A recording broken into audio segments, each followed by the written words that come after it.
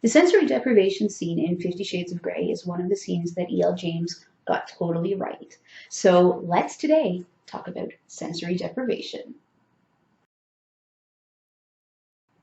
Hey guys, it's Morgan from BDSM Relationships and Education. Thank you so much for checking out this video, and if you haven't done so already, please subscribe to my channel. Turn on the notifications, and that way you can keep up with the 2 videos per week that I post on all sorts of kinky topics. So today we are talking about sensory deprivation, and I was actually really impressed with the sensory dep scene from 50 Shades of Grey. The only thing that I was like, what, was the stomach flogging again, because I'm not sure why she keeps doing that, but I don't know. We're just going to have to go with it, I guess.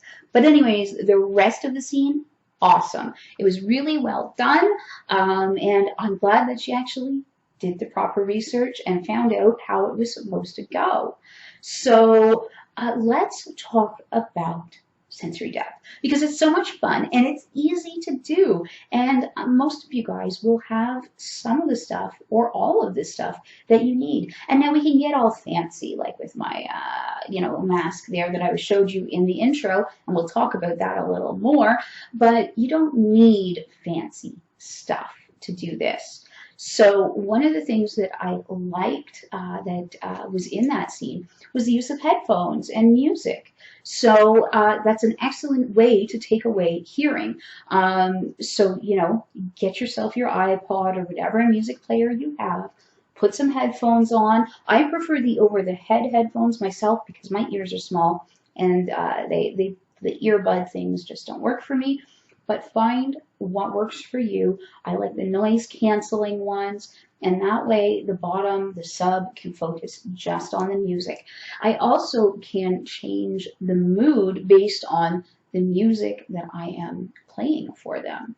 So I can play something, beautiful and sensual and enjoyable that they're going to like, and that sets one mood. I can play, some hard and fast heavy metal, because that's the kind of music that I enjoy, and that's going to set a different mood. Now, I've explained to you guys that I am a bitch and a sadist, and I like to do some really, really cruel things, so I have been known to tie someone up, make sure that they can't go anywhere, and then put on ABBA. So that's all they can listen to. They can't change it. They can't stop it. Now, that, I think, is just the height of sadism. So I don't suggest you go quite that far. Put on something nice. Don't torture your poor bottoms by putting on things like ABBA. And, if you enjoy ABBA, I'm so very sorry.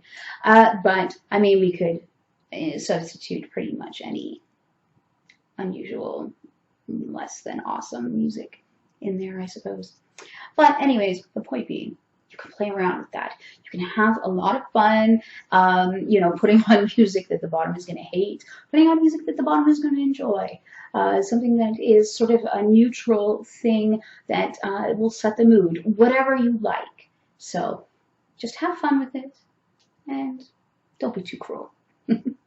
Now, the other thing that you could do is you can use industrial earplugs, so the kind that you would wear if you're going to a concert or being in a loud environment, a construction site, whatever. You can use those, and then the earmuffs over top, and again, sort of the noise canceling ones. And that way, you shouldn't get entire silence, just because it's almost impossible to get like total silence. But so they might be able to hear some noise, but it'll be very muffled. They won't be able to understand words. They'll just kind of understand that you might be saying something. And that can make it even worse, right? Like that that I'm saying something, but you don't know what it is or why I'm talking when I know that you can't hear me, all that kind of stuff. So you can have a bit of fun that way. I've used both different methods, and they work rather well. So that's one sense, right? We take away hearing. And I think that that's one that a lot of people don't quite think about all the time, but it's a really good one to do. The next sense that we're going to talk about is our sight. So you can take that away. And it's really easy to do that, right? We can use a scarf, we can use a blindfold, we can use whatever we want. So I have, a couple of blindfolds. This one is like a little leather mask thing, and it's got, eye holes and, little snaps so that I can allow them to see if I want, and then I can close it back up. I've shown you guys before that I have horse blinder style blindfolds. They're packed away at the moment. You can use little sleep mask style ones. This one is actually from a kink company, but you can use this style. You can pick up sleep masks at Walmart, dollar store, wherever. You can just use a scarf across the eyes or a tie or whatever. It doesn't really matter. You can use the person's own shirt. Just pull it up over their head, kind of give them a jersey sort of thing, and then they won't be able to see. So use whatever is at your disposal and whatever works for you. Something else that you can use are ski goggles, and just have tape over them so that it creates a hole, like it creates a seal. Or of course, as we showed in the intro here, I've got one of my gas masks, well, my boyfriend's gas masks. He's the one who really loves these things, but I enjoy them as well. And so this one is solid across the front. You can't see out of it at all. So once this is on, I mean, it's also going to muffle your ability to speak because your mouth is covered. So you've got that, and it's just fantastic. You can't see. One of the other things that I'll just quickly point out with this one is that, and with gas masks in general, is that this has these tubes. This is how you would breathe. So if you want to sort of go to the extreme with your sensory deprivation, you can put your hand over that for some breath play, and that provides a slightly safer way of doing breath play. I'm not going to get into that too much in this video, but we'll talk about breath play sometime in the future, I'm sure. So that is an option. With other gas masks, you would just use your hand to cover wherever the canister attaches, and that would cut off the air supply. So these are awesome just because it satisfies a couple of things. First off, if you happen to have a fetish for gas masks, which a lot of people do, there's that. And then, you can't block it off so that you can't see out of it. Now, I did kind of mention about how, the voice would be muffled of the person. So that can also sort of give them that feeling of isolation if they can't talk. So, feel free to use ball gags, ring gags, whatever, but you can, incorporate a gag in with your sensory deprivation play. Gags are not a good idea if you're doing breath play, but perfect for sensory depth, just to add to that feeling of helplessness, because that's usually what people are after when they do sensory depth, is a feeling of helplessness. So of course you can use hoods as well when it comes to sensory deprivation. This is just a really simple one, and nothing too fancy there. It's got a little zip on the back, and you can zip the person in. So there are a lot of hoods that are designed specifically for sensory deprivation. So they're leather, and they've got things over the eyes and over the ears, all kinds of padding. Those are fantastic if you can afford one. They do get a little on the pricey side, but they're great for sensory deprivation. Now, to reinforce all of this, sensory depth stuff, I really enjoy using bondage, and strict bondage is the best, I think. So the type of stuff where you just cannot move at all. So I like to use things like posture collar, so that keeps the head still so that, they can't turn their head and move once it's all on and done up. And there's a number of different styles of posture collar that you can get to do that. Or you can use one of my favorite sort of bondage style things, which is mummification. So you get your wrap, your big roll of palette wrap, and you can get these at like Staples, Home Depot, like pretty much anywhere like that. And it's basically gigantic saran wrap and plastic wrap. So this is just to wrap around pallets to keep everything from moving around, but it's perfect for people. So I really enjoy using palette wrap for mummification. You can get it in all sorts of different colors if you really want. I like the clear just because I like to be able to see through and see what's going on with my bottom, but use whatever color you want. I'm going to do a whole video on palette wrap mummification because it is so much fun and there's lots of different ideas that we can use with it.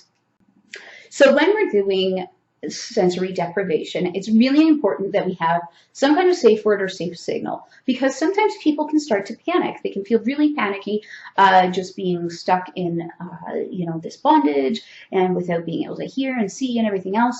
It can be really overwhelming. It can be very emotional. So we need to have a way for them to get out, right? So we'll use a safe word. I prefer green, yellow, red, or just safe word. You can use whatever works for you as long as it's easy to remember and something that that person can say easily.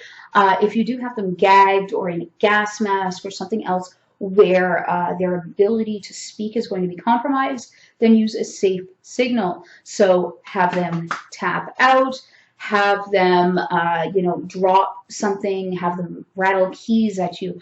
I've mentioned it before, I like using my nipple clamps that have the bells on them so that they can ring the bells at me. Whatever it is, it doesn't really matter, just as long as it's something that they can do to get your attention so that you can get them out if need be. Also have a plan so that you can release them from bondage. You can get them out as quickly as possible. Generally, what you're going to want to do first is get their head clear. So if they're wearing a gas mask, pull the gas mask off. If they've got blindfold and ear plugs or anything like that, get that stuff off first. People are going to want to be able to see and hear. Once they have that, chances are they're going to start to calm down. You may not need to take them out of bondage if they are panicking, but you may still have to, so be prepared for that. But it's really important, if you are topping for this type of activity, you need to have a plan in case they panic, in case sort of that's a bit of a worst case scenario, but just know what you need to do first. And the first thing we need to do is clear their head so that they can start to feel more in control. Because the joy of sensory deprivation is the loss of control. The scary part of sensory deprivation is the loss of control. So we just need to understand that. So once you've got a person all done up with this sensory deprivation stuff, you've got a couple of options. You can leave them alone. And I don't want to encourage anybody to actually leave a person in bondage that is helpless like this alone. So when I say leave them alone, I mean, stomp over to the door and slam the door, but you're still in the same room. Whatever it is, tell them like, all right, I'll see you later, bye, and pretend to walk away. Whatever it is, but do not leave a person in bondage all alone. It is a recipe for disaster. So you need to be there to actually watch them. I don't care if you sit down with a book, whatever you want, just to give them a couple of minutes so that they can sort of enjoy this feeling. Many times people will start to feel really floaty and just lose track of time and really sort of get inwardly focused if you leave them alone. And it's very therapeutic for a lot of people. They really enjoy it in that sense. But don't ever leave them physically alone. Just, don't touch them, don't interact with them. Now, of course, with all of the other senses taken away, when we touch the person who is, in this sensory depth situation, everything is going to be that much more sensitive. They're going to feel everything so much more. So be gentle. Don't just like out of nowhere slap them really hard or whatever. Be gentle. Understand that whatever you do to them, they're going to feel like 5 times as much or whatever. So their senses are very enhanced. So gentle, it's really awesome for sensual play. So if that's something that you enjoy doing, is more sensual erotic play, you can do that. You know, start slow and build things up. Now, if you really want to inspire terror and fear, if that is the point of your scene, and of course that is negotiated beforehand, then you can kind of go more intense, and you can do things to intentionally cause fear. So all of the stuff that I've talked about throughout this video of like, oh, don't do this because you might frighten them or whatever, do those things. So, you know, startle them, grab them out of nowhere. I still wouldn't hit them too hard or anything like that, because like they're going to feel it a lot more, but it can, if it comes out of nowhere and it's like kind of intense, then that can kind of catch them off guard. Playing around with fear in that way is, you know, going to be something that has to be heavily negotiated and agreed upon. And definitely make sure you have safe words at that point, because you may need to use them. You may need to get them out of this situation quickly. So be aware of that. And finally, I find that people either love sensory dep or they hate it. There's no in between. There's no one that's like, yeah, I guess it's okay. Like, I mean, of course, now that I've said that, there will be somebody in the comments who are like, yeah, no, I think it's okay. Not great, not bad, just okay.